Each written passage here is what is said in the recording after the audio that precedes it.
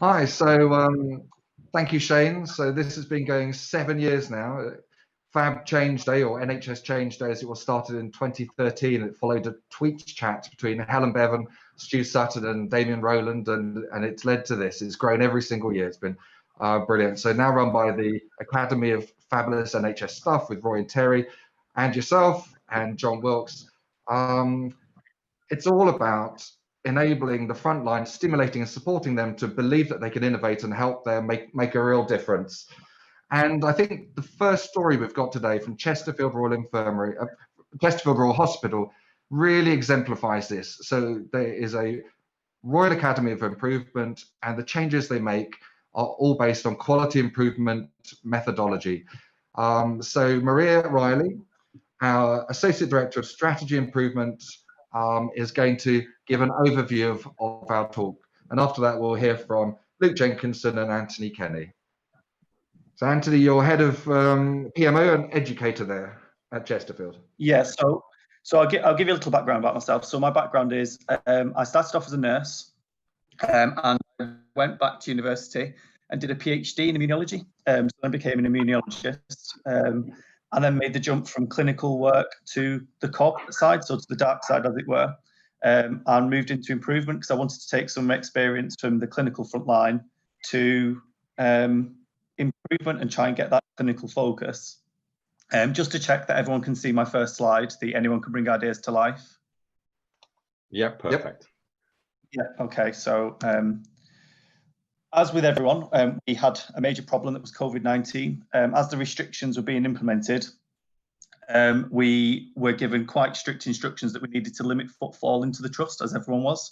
But we had no platform to replace the outpatient activity. This obviously proved a massive problem. And in line with the national, local level restrictions, our workforce diminished quite substantially of actual physical people on the ground that weren't clinical frontline staff.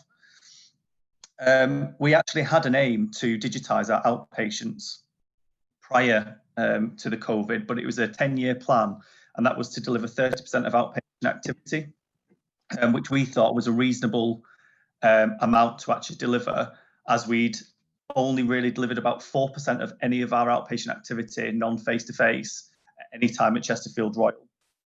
As you can imagine, we had to do this as quickly as possible and with lots of parameters that made it very difficult for us. Our plan was, we set out, there was 3 of us in the team. It was myself, Luke, and a chap named Richard Grattan, who were all improvement leads. And we all have project management and improvement backgrounds. And we just set about setting up quick PDSA cycles based on previous experience. So we'd used a little known platform called NHS Attend Anywhere within therapies and women's health. And what we did is we took that small scale trial that we'd run in the PDSA cycle we'd run there, and then upscaled them into a trust-wide program of work. So we used those initial trials, and thankfully those 2 trials had been so successful that all of the learning from that enabled us to rapidly run the Attend Anywhere across the trust. We quite quickly, we had a transformation group, which was the programs of work, which was based around quality improvement and finance for the whole trust, and the actual outpatient operational meetings merged together. So we created one huge meeting with all of the people that we needed. Every day we did a meeting twice a day to check what the aim was for the day and then to sign off those actions for the day. So kind of had a red to green project day every day. We found this gave us such rapid movement, and we could hold people to account as well where things weren't changing. We actually created an exclusion criteria because we recognised quite quickly there was some areas where we physically couldn't do video or telephone consultations to replace the actual physical consultation. So the exclusion criteria we find quite helpful as we then focus directly into the areas that we needed to focus on. As with everyone, the rapid sourcing of rollout of IT equipment, our trust was a little bit behind the curve in terms of equipment that was available. So we had to quite rapidly source headsets, webcams, speakers, microphones to enable people to undertake video consultations. We had lots of SPC charts. We did lots of data protection assessments and quality improvement assessments, which is something that regionally we do.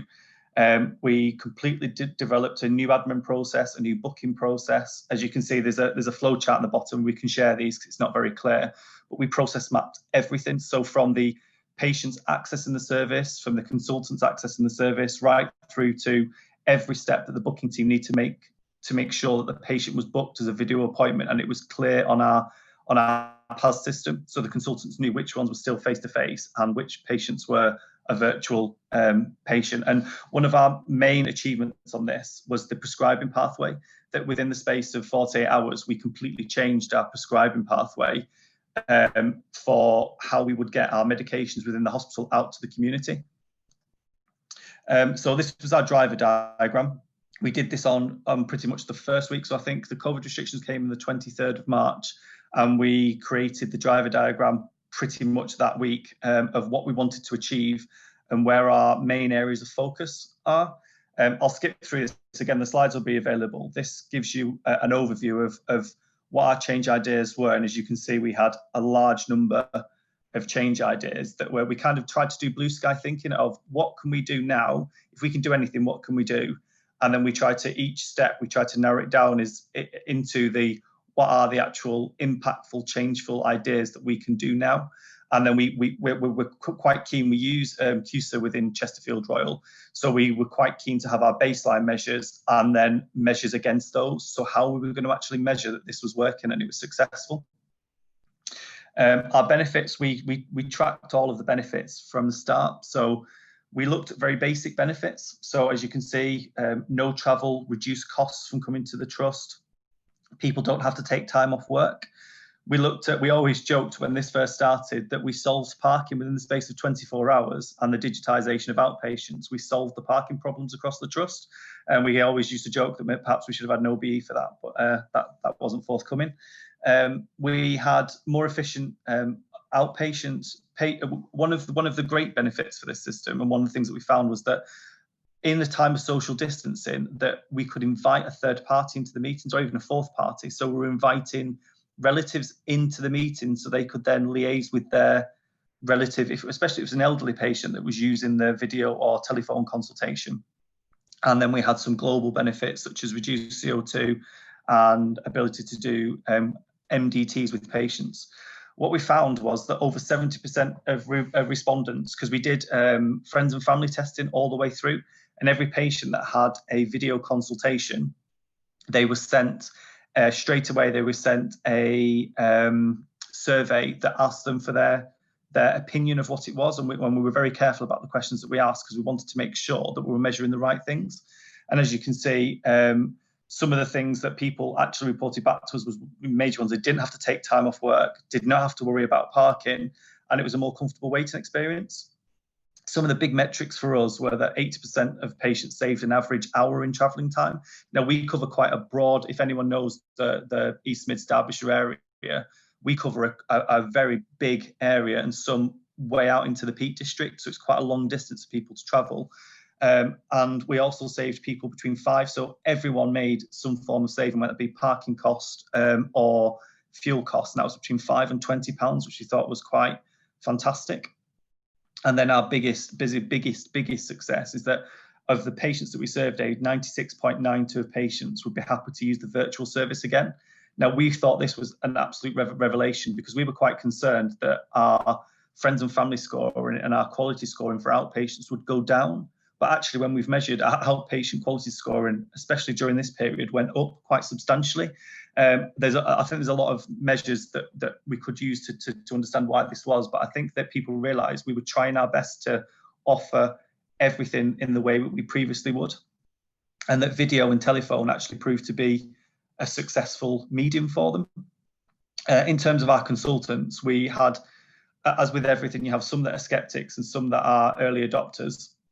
And from the early adopters that we had real success in dermatology for their triage lists, that they were able to use the video technology to actually assess patients, any skin disorders, moles, and then confidently discharge them. And we created an evidence base with the dermatologists for efficacy of what they were doing. So in terms of whether it was face-to-face or video, which was more accurate, and I believe that there wasn't much difference when you're actually talking about just looking at one sole, say, mole, for example, rather than a holistic approach. And we've changed the way our clinicians work, that we've allowed clinicians to work from home, that they can access a lot of their notes through something that we use called CETO, and through the video appointments, that they don't have to commute into work, especially if they work in nights. So we had a lot of anaesthetists that were working quite horrific rotas, in all honesty, and they were able to do a lot of their pre-assessment stuff from home rather than having to come back to work, to then go home, to then come back to do a night shift. So that was another real benefit that we found. So our measures. So Chesterfield Royal went from having 4% of activity to April 2020 virtually, to at one point we went to 86% of all our contacts were non-face-to-face, which I think in terms of nationally we scored, I think we came third, and the other trusts that we're comparing ourselves against were slightly different and had slightly different metrics. So arguably we were probably in conversion rates the best performing trust for non-face-to-face measures in outpatients. We also saw quite a number of improvements in the number of DNAs we had, which actually, it seems quite strange. And obviously this is a percentage, so it doesn't matter that we had less appointments. It was the number of appointments that we had. The DNAs were still quite greatly reduced, and we used SPC to track this. We're a fan of SPC at Chesterfield, and we try and apply the SPC principles to a lot of the things that we measure. And as you can see, the blue dots that are on the outpatient non-face-to-face appointments show that there's a positive has come out of that. We also saw that our percentage of the cancellations that we were making. So as you can see, in February, we were doing 4.3%. At the peak of COVID, hospital cancellations went up to 7.4%.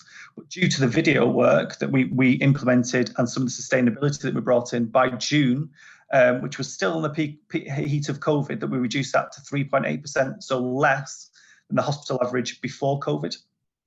And average weekly cancellations went from 11.5% and the peak at COVID, 19%, to at 14th of June, 2.7%. So that was the number of appointments being cancelled by patients, because what we found is we were offering an option where they didn't have to come in, because we found a lot of them were fearful of coming into the hospital.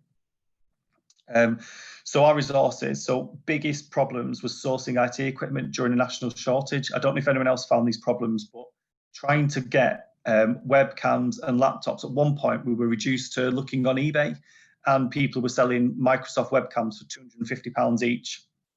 But somehow our RT managed to miraculously locate webcams, speakers, and headsets, and it meant we could quite rapidly implement these into the clinics. We brought a diverse group of people together.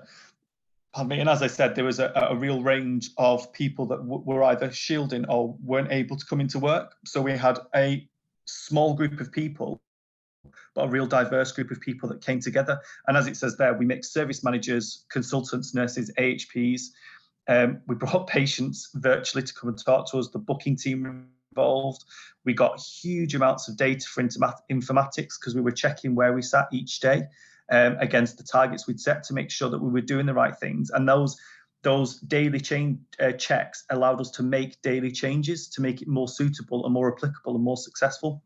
One of the big things was executive sponsorship. We got quite quickly the chief nurse and our medical director and our chief executive all supported this as we must do this, and conveyed that to the medical and nursing, AHP and administrative teams, and that really brought everyone together. It was quite funny that, as I'm sure we all do, we all have links with lots of different trusts that we've worked with or we've shared resources with. And at this period, as you can see, we've given quite a big group of hospitals that we worked with, but we worked as a collaborative. It was we have a joined up care Derbyshire approach, but I really felt we had a national approach that I and Luke reached out to a lot of our colleagues around areas where we'd worked. I'd previously worked in London, Luke had worked around the region, especially in Sheffield, and we shared learning and took learning. So we were kind of each trust was creating its own blueprint, and we were openly sharing the blueprint of what we'd done to make sure no one else would make that mistake. And that seemed to really work. And as well, where we had some of the clinicians, some of the consultants that were reticent to use it, we could link them with consultants at other trusts and say, you can talk to this consultant orthopedic surgeon that's using Attend Anywhere, and we could link them together. And that consultant to consultant conversation really pushed forward our use of telephone and video to be by being on site. Sorry, I'm just conscious of time.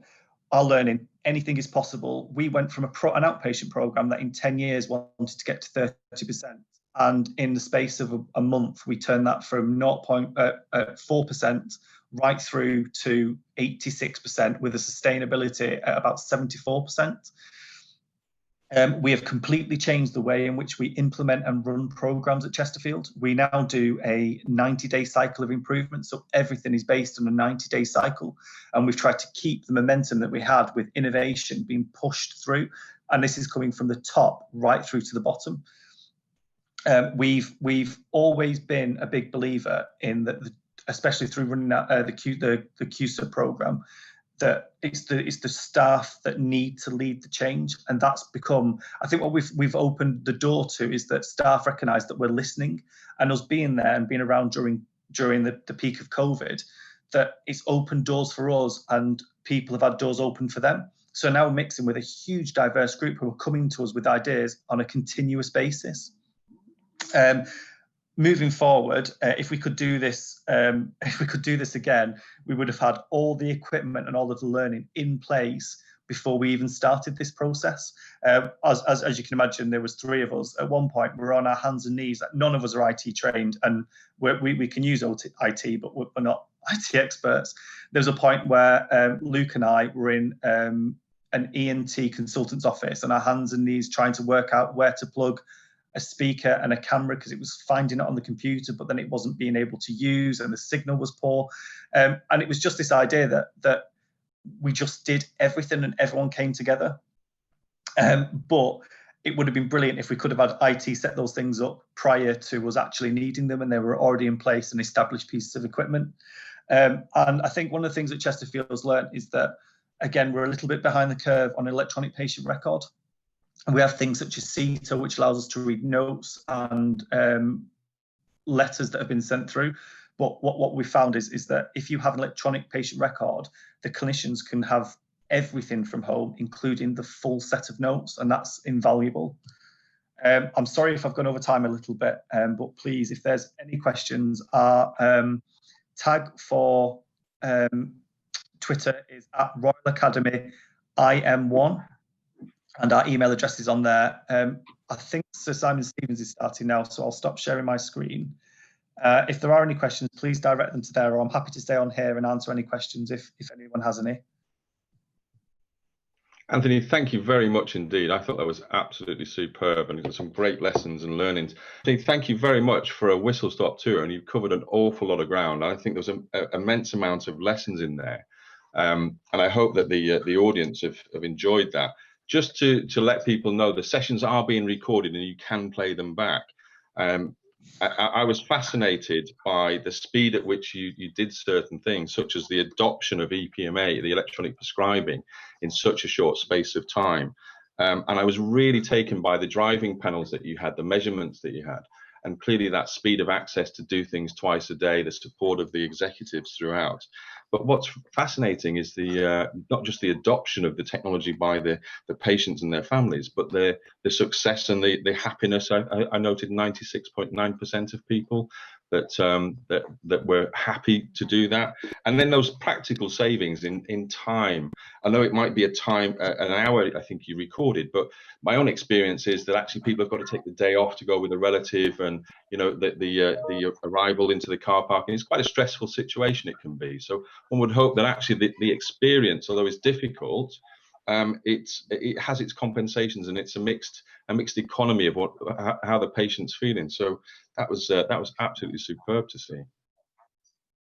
I think I'd just add as well that again, another intended benefit is that with COVID, when we have critical care pathways and patients are coming in and they've experienced ITU and critical care, you would normally bring them back as part of the healing process. You bring them back and show them around. And obviously we can't do that. But what we've done is we've used video to link those people together. So their consultant anaesthetists, the nurses, it's actually helped the consultants, the anaesthetists and the nurses to link back with those patients that survived, because COVID was is such a dark thing to have and thing to experience in those areas, that the help that's been a fantastic resource for us to use. And we're finding that things that we never even, so I'll give one more example, critical care nurses that work with children with severe health needs, especially tracheostomy. So tracheostomy care was being undertaken with a parent holding an iPhone, with the camera on the tracheostomy, talking to the nurse using Attend Anywhere, who was guiding them through. But it also maintained, so some of these children have safeguarding concerns, and we could use that to safeguarding. So we've found this range of benefits for something that a lot of people just weren't interested in using.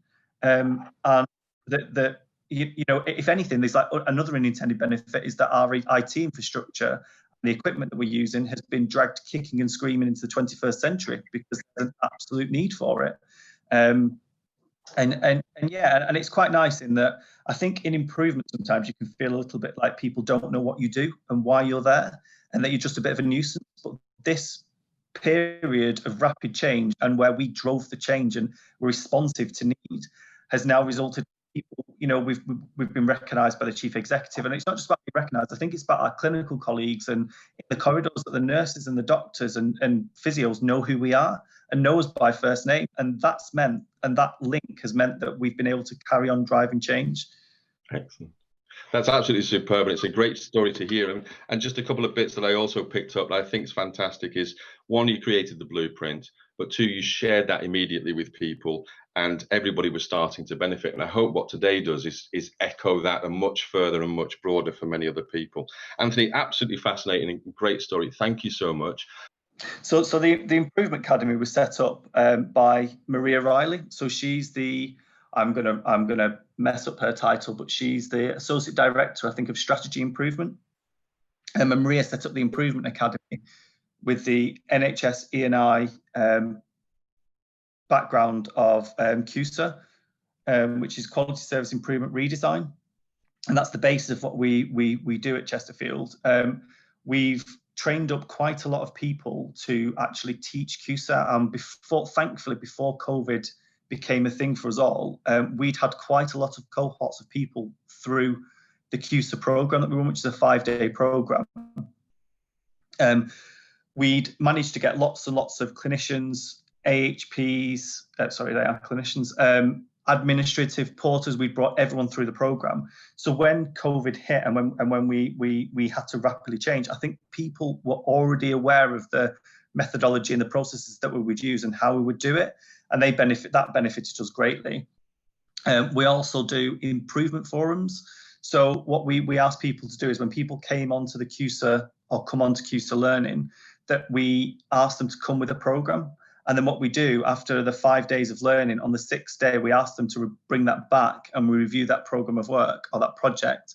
And then we also do a celebration day, which is attended by people around the trust, and it gives people a chance to bring back their actual finished project with the outcome measures and using the tools that we gave them at QSA and any other ideas they have moving forward.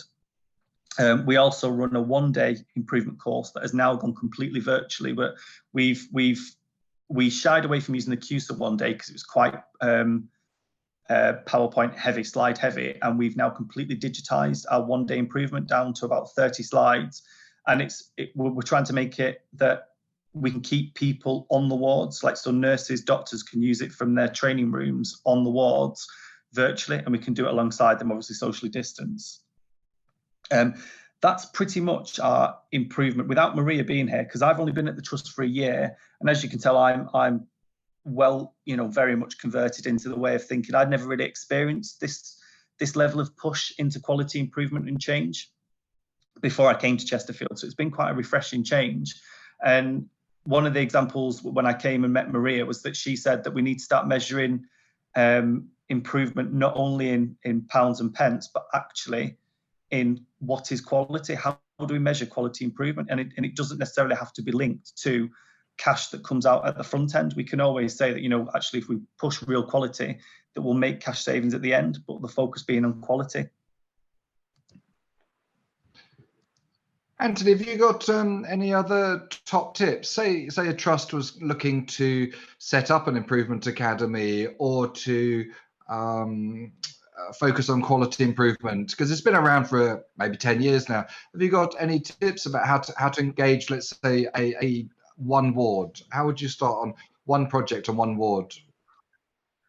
So we looked, so quick wins are always anything that you can see. Go to the staff. Like the staff will have, we used to have grind my gears sessions where we'd go to the wall and say what is really annoying you, like, you know, and it will be the simplest thing. So working examples, we were still using the pink mouth swabs for mouth care that had been basically advised against them. Who had even advised against them 10 years ago, and we were still using them, and the staff couldn't understand why we were using them.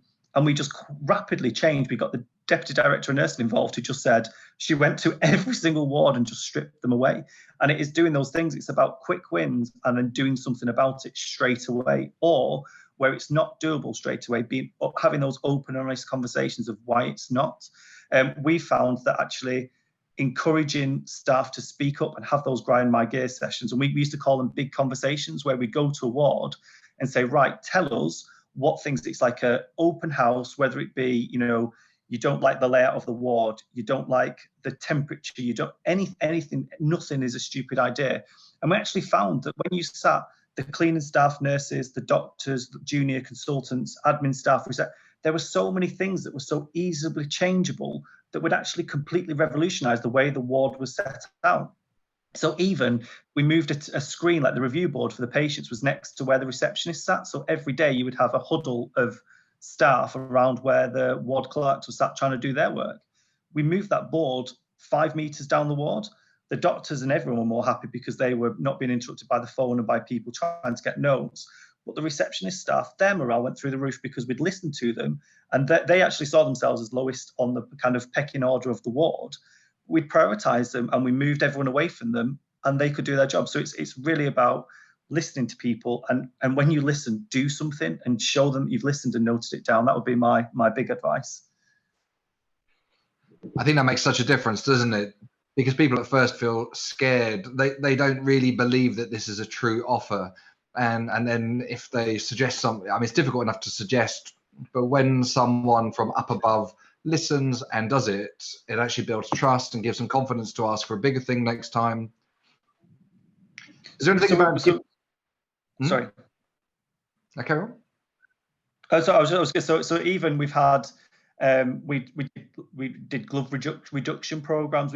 We've looked at how we feed our patients and food waste. We've done like a plethora of things across the trust that have just improved things incredibly. Like our staff survey last year, we went from being in the lowest third in the country, or very middle of the road, to in the top third of the country in staff, friends and family testing. That we're showing that we're listening, and that's one of the big things, is that people know we're listening and we're acting on what they're saying.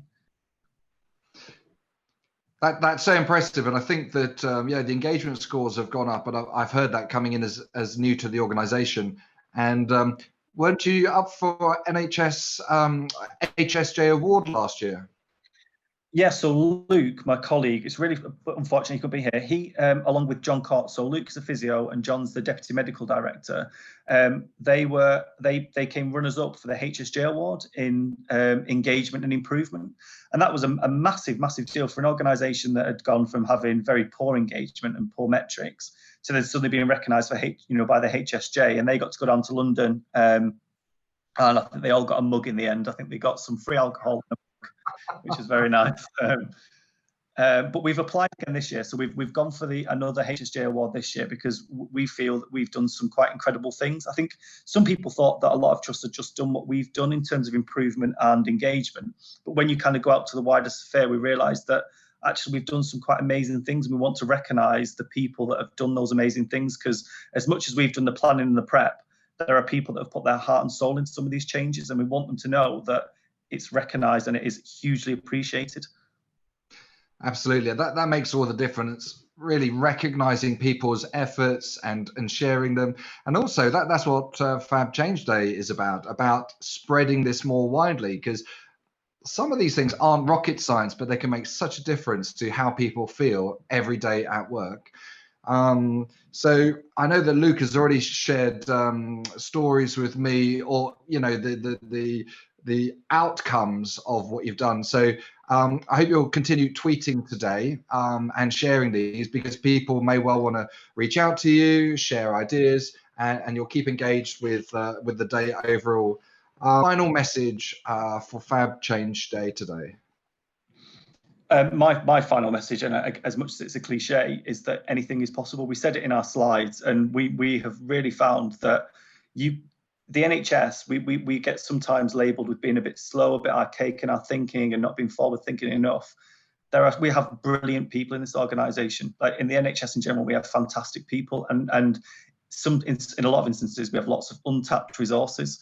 And my advice would be to look across your organisation. Some of the input we've had from people like porters and catering staff that have absolutely revolutionised things that we do and how we treat our patients, even how we treat relatives and treat each other, has been key to improvement.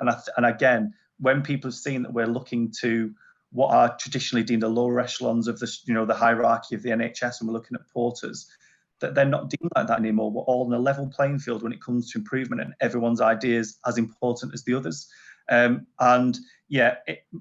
If you can get corporate buy-in, so chief exec buy-in, your medical director buy-in, chief nurse, and all of those leads, and they actually push, and it becomes we are doing this, we're improving, we are doing it. It becomes just a narrative. And if you create that narrative, again, cliched as success follows, and we've shown that a small DGH with quite poor technology can rapidly change and become a country-leading organisation in terms of outpatient digitisation. You gave me tingles when you said that. I tell you, when porters are engaged and people in the kitchen, everyone from the board to the ward to the floor, everyone, believing that they can make a difference, wanting to help, and actually being supported, listened, enabled, and also with the QSIR program, trained, because it isn't. Ideas can be quite simple because a lot of people know what the issues are around them, but it's moving from idea to your first test, to collecting the data, to doing subsequent tests, and having that support from above. Well, as you've shown, really makes a difference. Thank you so much for coming on today. You've really energized us, and what a great start to the day. Sorry, Luke and Will couldn't join us, but maybe they'll be able to drop in later. Sebster, thanks so much for chairing. Anthony, it's been an absolutely fascinating session.